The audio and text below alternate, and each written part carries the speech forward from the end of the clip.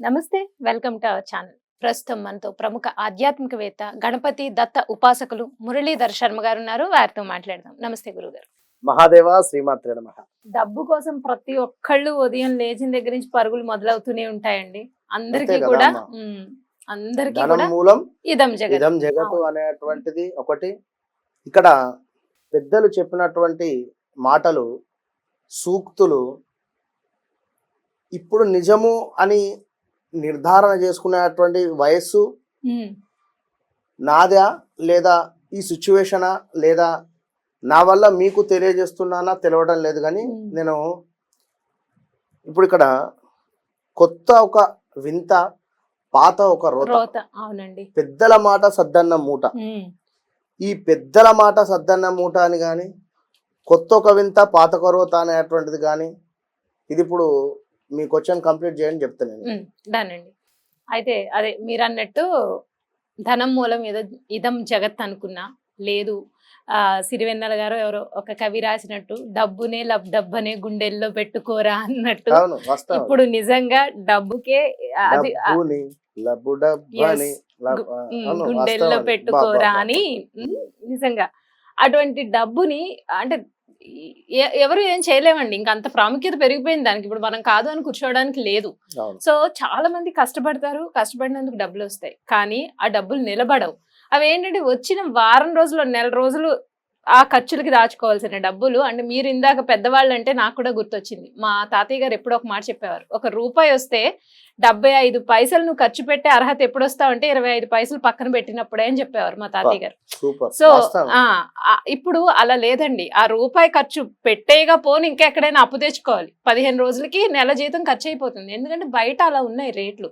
So దాన్ని ఎవరు ఏం చేయలేము. మనం మార్చేద్దామంటే ఇప్పుడు కూర్చుని నేను మార్చలేను దాన్ని.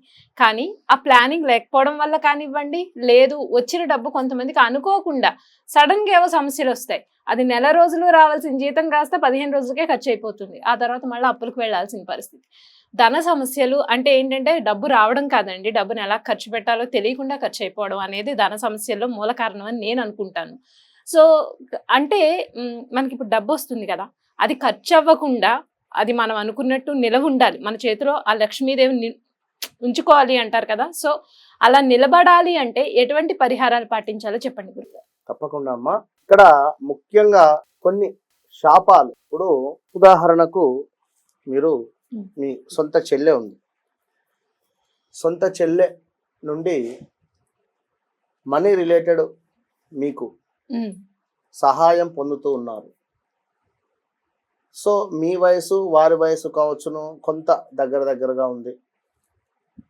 బట్టలు కూడా అంటే ఒకరి ఒకరు ఇలా ఎక్స్చేంజ్ చేసుకునే అటువంటి పరిస్థితులు కానీ, ఇలాంటి సందర్భాలలో అంటే ఉదాహరణ చెప్తున్నాను. అవునులేండి, అర్థమైంది.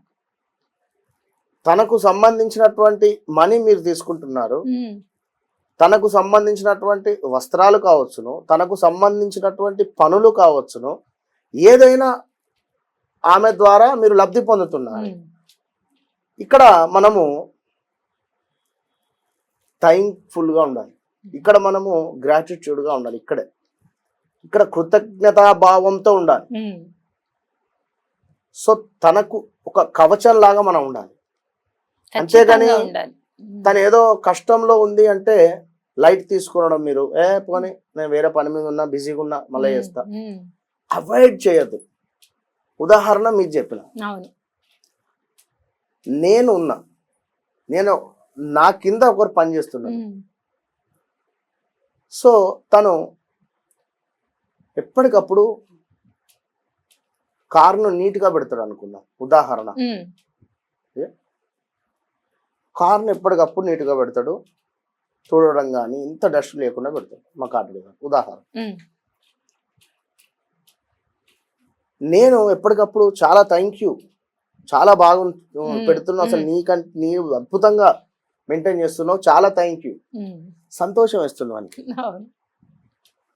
ఓకే, ఒకరు మన కింద పని చేస్తున్నారు, అది ఏదైనా వాడు నువ్వు డబ్బులు ఇస్తున్నారు, నేను డబ్బులు ఇస్తున్నా, పని చేస్తున్నా అంతే అనే భావన మీకు ఎప్పుడైతే ఉంటుందో, మీ డబ్బు ఈ భావంతో ఉంటూ వానికి ఒక రెస్పెక్ట్ అనేది లేకుండా, తనకు ఒక థ్యాంక్ఫుల్ గా మనం లేకుండా మీరేమని కొనుక్కోలే. అంతే కదా అండి. అవును. తన జీవితం తనది, ఉమ్, తన లైఫ్ తనది, ఉమ్, తన కోరికలు తనవి. అన్నీ చంపుకొని మీరే సార్ అని కానీ, మీరే గురువు గారు అని కానీ, మీరే అక్క అని కానీ ఉన్నప్పుడు మన కనెక్టింగ్ కూడా బాగుండాలి. ఓకే, మన కనెక్టింగ్ కూడా బాగుంటూ మంచి చెడు విషయాలు మాట్లాడుతూ హ్యాపీగా ఉన్నప్పుడు హ్యాపీగా ఉంటాం మనం.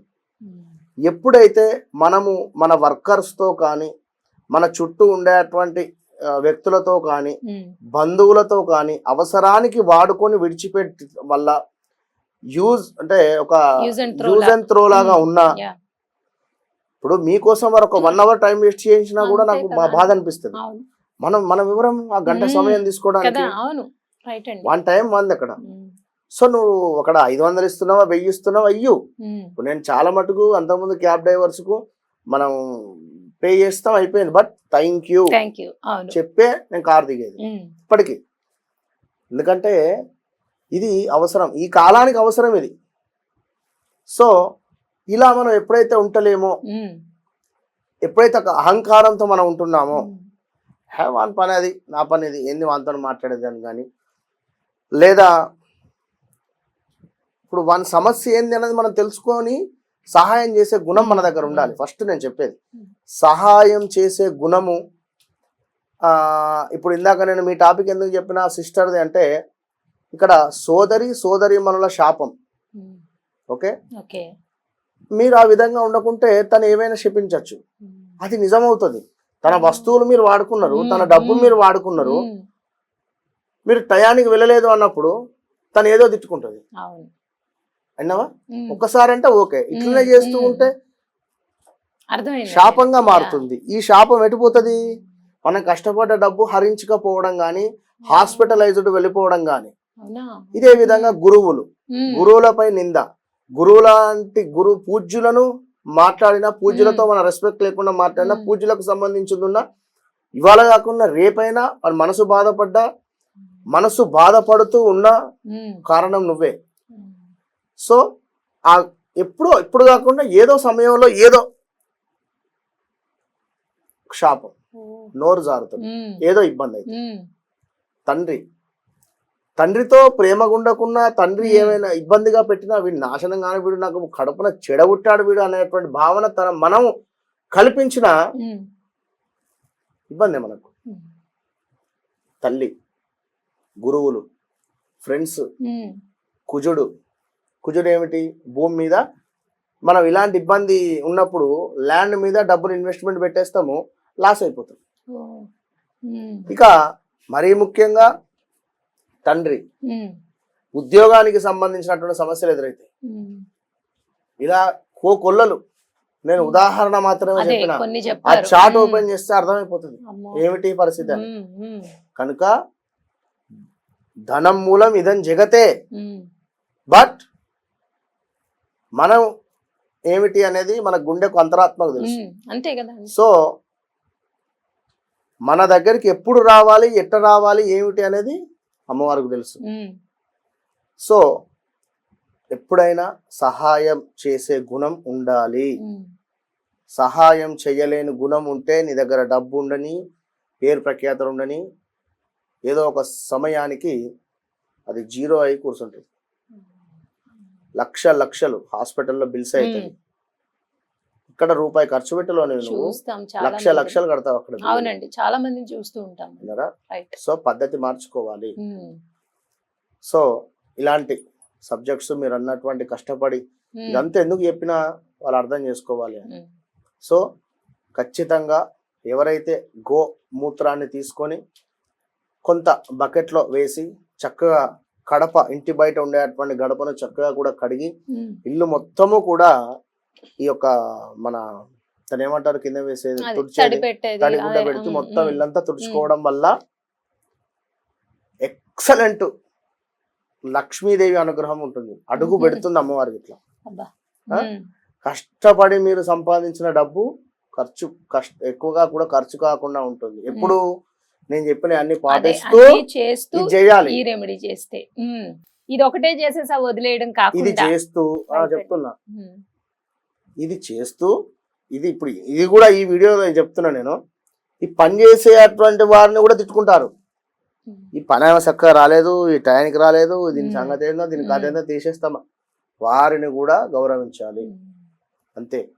మీరు డబ్బులు ఇస్తున్నారు కావచ్చును, ఉమ్, ఆ వ్యక్తిని అయితే మీరు కొనుక్కోలేదు, గుర్తుంచుకోండి, మరలా చెప్తున్నా. ఉమ్, సో ఒక నిమ్మకాయ 7 ఎండుమిరపకాయలను తీసుకొని చక్కగా కూడా నిమ్మకాయను ఈ యొక్క ఎండుమిర్చిలను చక్కగా ఒక క్లాత్లో పెట్టి మొత్తం ఒక మనకు ఈ యొక్క సూదితో కానీ దేంతో అయినా కూడా మొత్తం చీర్చేసి ఇది మొత్తము కూడా మిరపకాయలను ఈ యొక్క నిమ్మకాయను ఉమ్, ఎవరు తొక్కని ప్రదేశంలో కానీ మూడు కూడళ్లలో కానీ లేదా చౌరస్తా వద్దనైనా కూడా దీన్ని పెట్టడం వల్ల అద్భుతమైనటువంటి ఫలితం ఉంటుంది. ఓకే. ఇక మరొక ఎక్సలెంట్ విషయం ఏమిటయ్యా అంటే, ఓం రుణద్రోహ భయముక్తాయ నమః, ఉమ్, ఓం రుణద్రోహ భయముక్తాయ నమః, ఓం రుణద్రోహ భయముక్తాయ నమః, ఓం రుణద్రోహ భయముక్తాయ నమః.